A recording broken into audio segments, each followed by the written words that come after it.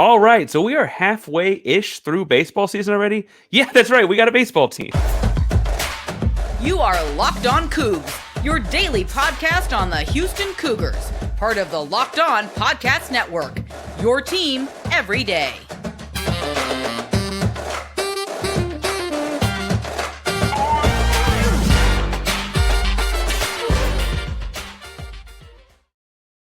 Welcome to Locked On Cougs, daily podcast about your Houston Cougars. I'm your host, Houston-born teacher and coach Parker Ainsworth, here to break down all things Cougs. If you're a U of H fan or just a hater who came to step by, please be sure to subscribe down below. That we can latest on the Cougs in your newsfeed each and every day. We appreciate you making Locked On Cougs your first listen of the day. Welcome back to the YouTube channel. Good to see you again. If after talking baseball all day, you're just all baseballed out, you don't have anything else to say, or you just need to move on a little bit, in the comments down below, make sure you tell us what extinct animal you'd pull back into existence. Let us know what you think. That way, we enter the contest. We're going to assume some sort of a giveaway every 250 subscribers. We're knocking on the door at about 900, so the next giveaway is going to be at about 1,000. As you'll notice, if you're on the YouTube channel, I am joined today by Starns Leland of the Daily Cougar. He does a number of different sports, but has been covering the baseball team fairly closely. Starns, how are you doing? I'm doing great, and I'm happy to be on here. Thanks for having me. Yeah, and I first of all, I'm appreciating bringing on a student voice, right? You write for the Cougar. Tell me a little bit about what it's been like being a student reporter on campus covering all the sports programs. Right? You've got stuff out there on softball, baseball, football, basketball. What's it been like? Yeah, I mean, it's all been pretty basketball centric for me. I joined the Cougar just this semester, so I sort of missed football season, but basketball, has been the focus around campus and all throughout U of H, sports coverage, and basketball, it's almost an everyday thing. It's either a practice to go to, a game to go to, all that stuff. And so it's fun, but it can get pretty hectic. And now that it's gone, it just seems like, well, now what? Now what exactly? And I think the answer for a lot of people is baseball, right? Baseball, America's pastime. We're recording on Thursday. That is opening day, right? Like some people are very tuned into what the Astros are doing this weekend. But I got to ask, coming into this baseball season, we mentioned, you and I were talking a little bit in pre-pod, there were kind of high hopes coming into the season. So before we get into some key names and that kind of stuff, tell us what were we looking at coming into this baseball season? Well, they got to the American Conference Championship last year. They were a game away from making a regional, and they just came up short against East Carolina, who is still the first place team this year. And so the hope going into this year is that maybe they could build off it, maybe, build enough of a resume pre-conference to get an at-large bid should they not win the American Conference Championship, or just be a favorite in the American Conference Championship. They, doing a baseball preview, earlier this year, they were pretty confident that they should be, a favorite. And yeah. Well, and let's talk some about those guys that make the team the favorite, right? Because it's college sports, and we know how volatile rosters can be, but they felt pretty strongly about themselves. American Athletic Conference Player of the Week last week was Cam Nickens. Tell me a little bit about first of all, he had a fairly historic week, it feels like, and what do you know about Nickens? Yeah, Nickens, he's a sophomore. He came in as an infielder, and he was he had to transition to outfield, but he was always a solid hitter, but he wasn't a power hitter by any means. He only had 4 home runs all of last year, and then just this last week he just sort of explodes out of a slump and just hits 5 home runs in a week, 2 in one game, and he's sort of got the Cougars on the right track finally. Well, and 5 home runs in a week would be good at any level of baseball, but they're not even quite playing every day like we associate with Major League Baseball. That's a really you talk about powerful week, very literally. Yeah. He's not a big time home run hitter statistically. I mentioned he had just 4 a year ago. On the power hitter type of thing, Zach Arnold, I guess, also has 5 home runs on the season. I guess you point out those all 5 of Cameron Nickens' home runs of the season were last week. Yeah. Can you tell me about Zach Arnold, who also goes yard some? Yeah, Zach Arnold, he's one of the leaders on the team. This team returned 8 of 9 starters last year, and Zach Arnold, along with Ian McMillan and Anthony Tulamero, is one of those leading guys. He's a reliable hitter. And even more important and even more impressively, he is an incredible fielder. He had just one error all last year as third baseman. He hasn't quite had the success so far this year, but he's still one of those guys that they can rely on. Well, and a full season with one error playing third place as a hot corner. That's pretty impressive. The other guy I think is interesting to point out that I, in doing my homework here, trying to study some things, is Malachi Lott is hitting a team high 382. He's making a lot of contact, a lot of connection, and getting on base a lot. Tell us some about Malachi Lott. What can people expect if they're just tuning in to Cougar baseball for the first time this weekend as a conference play opens when they look at Malachi Lott on the baseball field? I think with Malachi Lott, you sort of see a lot of what you see of most of the team, and that is, this lineup is a good hitting team. They get the ball in play, and I think they are, I believe, around 270 so far as a team. That's a little below what it was last year, but this is a team that doesn't have a problem getting contact on the ball. Well, and we mentioned a couple different guys. I'm noticing a lot of sophomores on the team. Before I get into the pitching staff and talk about the arms, because that's a little bit of a downer right now. But tell me about, is this a young and growing team in your eyes, or do they feel more veteran? You're around the team a lot more than I am. It's a more veteran team for the most part, but they've brought in a lot of new faces to whatever whatever they lost last year. They have brought in with transfers, sophomore transfers and freshman transfers and things like that. And so it is generally a veteran team. That's what they feel like. They feel like, the last couple of years, they've sort of been at a disadvantage on the age side because of COVID, and they didn't have the older guys that teams had last year. Now they feel like they do, and they feel like they can build on that.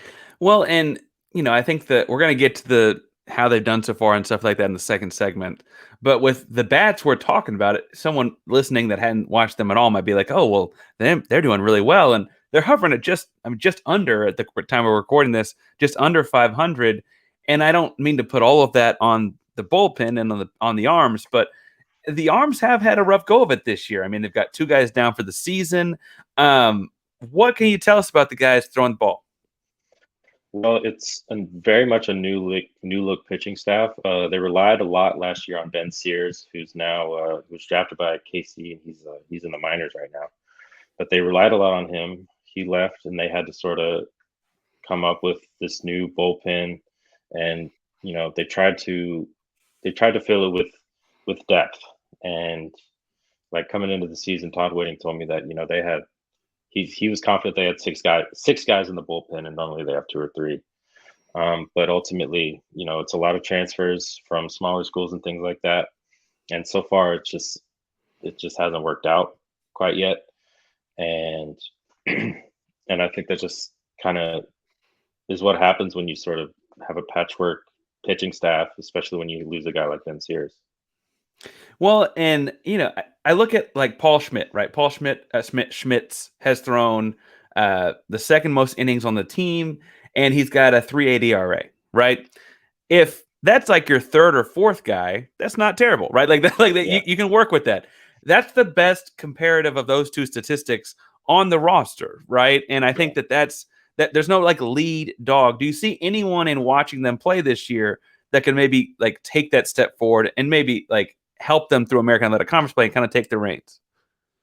Honestly, I'm not sure. I mean, it's they've had a rough go of it. I mean, they've been getting run rolled a couple times, and they're gonna really have to rely on either guys that maybe have sort of been through the learning, they're gonna have to rely on guys to sort of get the hang of it and things like that, or they're gonna really have to rely on that veteran lineup to get the ball in play. Well, and again, I think that the theory being that Houston can score with people, right? That the bats get on the ball a lot. It's like you mentioned, run rules. They're giving up 13, they're giving up 11, 8. They're giving up a lot of runs. Even with aluminum bats, right? That's not great. I do want to talk some about how this season has gone with the melding of those two together. But first, we got to talk a little bit about our buddies at FanDuel, because it is still March, and that means that you need to head over to America's #1 sportsbook. The tournament is heating up, and there's no better place to get in on the action than FanDuel. That's because right now FanDuel is giving away new customers a no-sweat first bet up to $1,000. That's to $1,000 back in bonus bets. If your first bet doesn't win, just go to FanDuel.com/lockedon and sign up today to claim your no-sweat first bet. Then you can wager everything from the money line to point spreads to which team will be cutting down the nets. Now, I've got two things I want to look at here, and I want to actually ask your thought, putting you on the spot here a little bit, Starns. In the Final Four, they've got UConn as 5.5-point favorite, and they've got that line is actually moved. They moved San Diego State to a 2.5-point favorite. It was a 1.5-point difference earlier in the week. Out of those two, are you thinking underdogs? What are you thinking there? I'm thinking I like UConn a lot, and I would not. At the same time, I would not count out Florida Atlantic to pull out the upset and go into the national championship as a 9 seed. I think that's the fun way to do it. You got to hedge your bet a little bit with with the underdog on the one side. The other line I'm looking at here is obviously Houston people listening to this. They have the Astros as a plus 600 World Series favorite. Opening day, I guess, as you're listening to this as a listener, is Thursday. But I feel like plus 600, even for a favorite, feels like pretty good odds. We're all hoping the Astros go back to back. I think it's interesting that the Atlanta Braves and the Dodgers both follow them up one after the other, and then the Yankees are behind them at plus 850, and that's it for the American League in the top several columns here. So it feels like there's fairly at least good odds that they make it there. I'm not going to make you put your business out there as a gambler, Starnes, but I do think that plus 600 feels like pretty good odds when even FanDuel itself was talking about the American League in that instance. Whatever you want to put down, I want to tell you to go put that stuff down at FanDuel.com. Then you can wager everything from moneyline to point spreads to which team will be cutting down the nets in just a few days at this point. All on an app that's safe, secure, and super easy to use. Don't miss your shot at a no-sweat first bet up to $1,000 when you join FanDuel today. Just go to FanDuel.com/lockedon to sign up. Make every moment more with FanDuel. All right, now, while that's all fine and fun and dandy, that's like talking about far, far down the road. The Houston Cougars have played a number of baseball games at this point. They are 12-13. Again, that is just below 500. But I want to talk to you, Starnes, about how the season's gone, because I think there's actually more to be encouraged about in the record than people might think if they just look at it. So, as someone's followed the team, how did they get to 12-13? Well, it was a bad start. They faced Cal at first, and they dropped those first two of the series, and then got the last one, and they sort of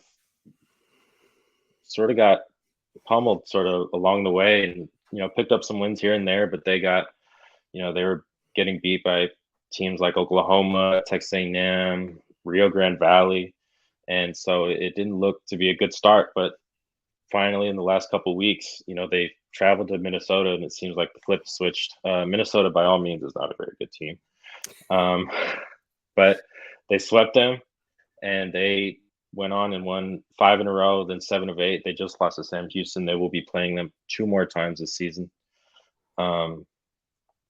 But they finally got back to 500, and they seem to be on the right track. Of course, a lot of that has to do with Cam Nickens and his just explosion last week. And so it seems like they're on the right track going into conference play. Well, and so you're hinting at Nickens, but I got to ask, when I look at these scores, we're looking at the statistics and how well that they're batting. But outside of playing Prairie View when they won 17-4, they were getting shelled here early in the season. It was not just losses to Cal. It was loss 0-7, lost 3-5. They lost to UTSA 2-12 in just 7 innings. A&M Corpus Christi 2-12 in just 7 innings. Some losses that would really make you think, oh man, the program's in a bad place. Yeah. Admittedly, it's always nice to find teams like Minnesota to get your mind right and get the bats back on the ball. But it can't just be Nickens and 5 home runs, because they scored a lot more than 5 over the course of the last couple weeks. What's been going on? It just seems like they sort of what Ian McMillan told me today actually was that the prep has been better. They feel like they're better prepared going into these games, and they feel like because of that they're going in as a tighter unit and just in time. Really, going in they're about to play the first place team in ECU again. So they face ECU this weekend, and I do want in the third segment in a moment to get into like what conference play could look like and what important series there are to look forward to in that one. But I got to ask, as a guy that's been around around the clubhouse, I should say, it's baseball, not basketball, Parker. When you've been looking at the clubhouse, that kind of stuff, like what's the vibe been like over the course of the season? Have they been kind of riding this roller coaster that started off, what was it, 5-11? Like, how's the mood been around the team on campus? On campus, like with the players, or are you talking about with like the students and stuff like that? Oh, I just meant I meant the players there on campus because you're there on campus. I'm not on campus. Yeah. Well, when I talked to them today, they seem pretty relaxed. They seem like they seem like they were finally sort of getting a foothold on the season and getting on the right track, like I said before. But again, it is conference play. ECU is a very good team, and we'll just have to see, I guess. You mentioned his name a couple times, but head coach Todd Whitting. Obviously, when the team was getting shelled to start the season, if anyone's going to start pointing fingers, it's going to be pointed at him, right? It's his pitching staff that's getting hurt. It's his guys having trouble putting the bats in the ball, and it's frankly like his program. Like he's the face that's been in charge for 13 years now. What have you been getting out of Todd Whitting after the? Again, it was a rough start to the season. Yeah, he's been. He told me that it's just really been a learning process. It's been a learning process, especially for those pitchers, and he. I think he's confident that they'll get on the right. They'll get on. They'll get going. They'll start putting together good innings and things like that. But he just said that it was a learning process, and they're also trying to recover from Phelps and why do I forget his name right now? Lacalamedo getting hurt, and so I think that, like you said, I think that is sort of where conference play hinges on, is if that pitching staff can improve over the year and sort of mesh, so to speak. Well, and obviously, it always helps when your best hitter gets 5 home runs in a week. That'd be good at any level of baseball. So to see it happen in pre-conference play is pretty special. Was there? You mentioned the Minnesota series. Was there a moment in any of those Minnesota? I mean, they won all 3, but was there any moment in those Minnesota games that kind of stuck out as like a rallying cry? I mean, we say they won, but it was 3-2, 4-2, 5-2. So clearly, like they were somewhat competitive at least at some points. Yeah. I would say, I don't know if that rallying cry came in those Minnesota games. I would say that came more in the Northwestern game. Again, Northwestern's not good, but it was sort of like, okay, this team is sort of making its push at the right time, and against you can only play who's on your schedule, right? So right. A win is a win, and they were winning, and they were winning. And to be fair, they did win that game 10-2, and that was a home game. So I'm sure that the 25th was a Saturday. I'm sure it's a big fun day. Frankly, the 25th being a Saturday, like coming off of, I think the basketball team had just lost a couple days before, right? So it's probably like a little bit more of a heartwarming kind of day that it was the night before. In this third segment, I want to move in a little bit and talk some about East Carolina this weekend and the American Athletic Conference as a whole, and kind of what Houston needs to be looking to have happen over the course of conference play, because they also have some non-conference games sprinkled in there. But first, I want to talk some about our buddies at Built Bar, because Built Bar for March Madness is running this bracket, and we know you have a favorite bar or puff, and now's your time to make it count. So go to builtmarchmadness.com to vote for your favorites. I'm personally going to be voting for the coconut almond. I'm a fan of Almond Joy. They're fairly Almond Joy like. And if you want whomever to win.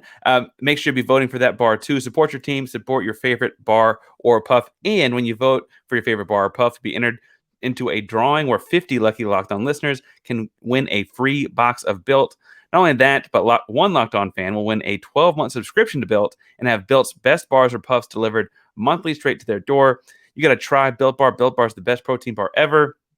Seriously, they're really amazing. They taste so good you won't think they're good for you. What makes Built Bars and Puffs so good?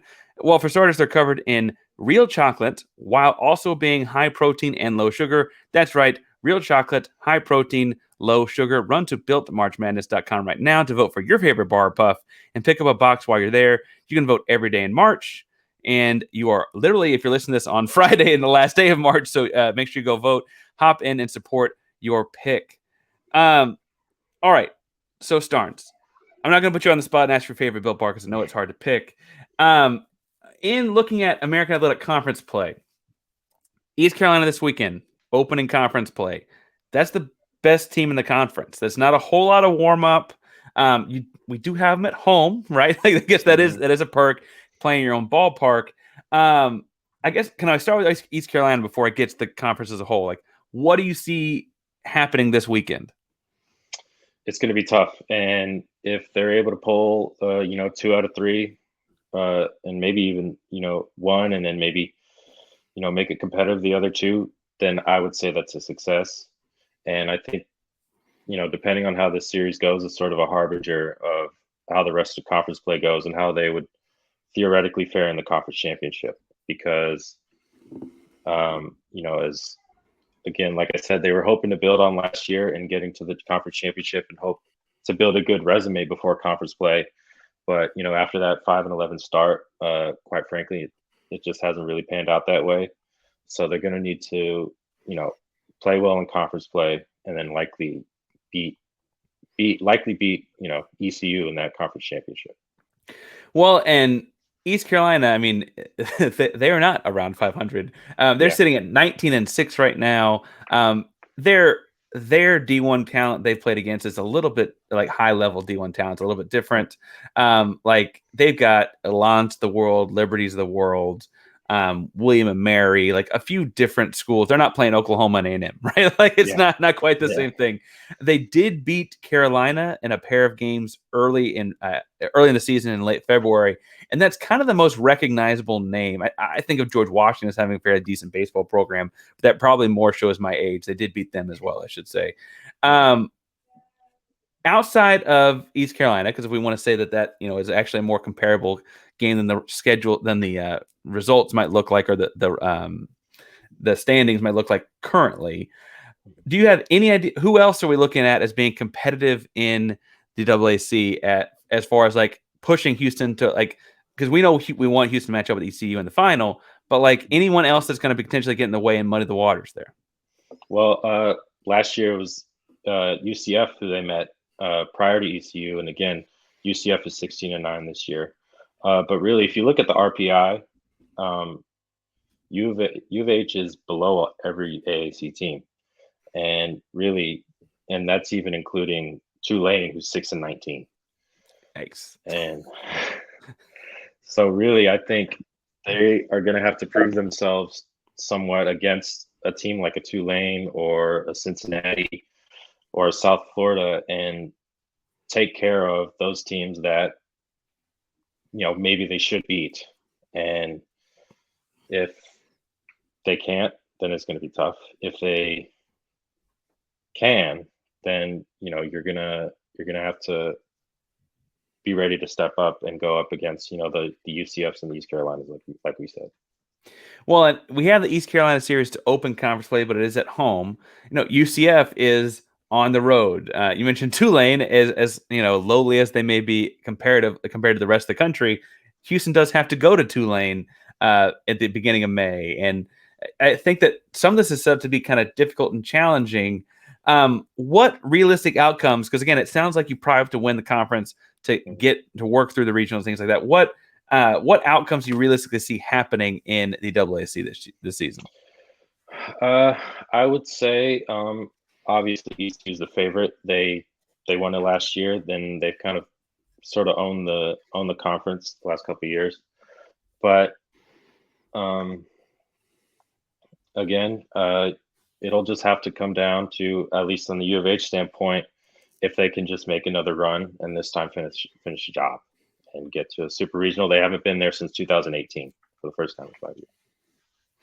Well, and obviously, we'll be cheering them all along the way. You'll be covering them along with a bunch of different things there on campus in the Third Ward. Where can people find you, your work, etc.?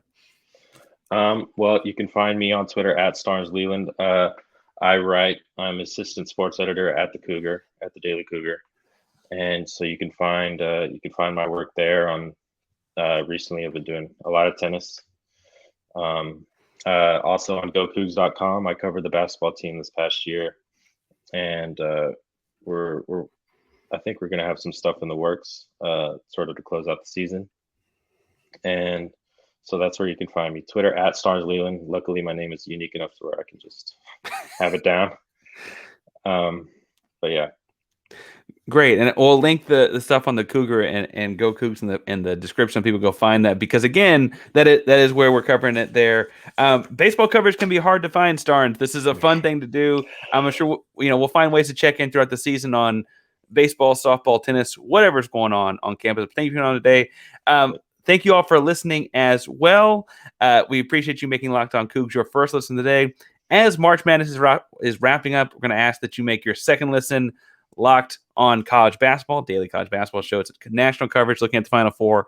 But Starns, thank you so much for coming on today, helping me out and catching up. I'm trying to play Scramble here. We've done a lot of basketball and some football, and I got to get my eyes on some baseball now. So thank you. Thank you, and thank you for having me.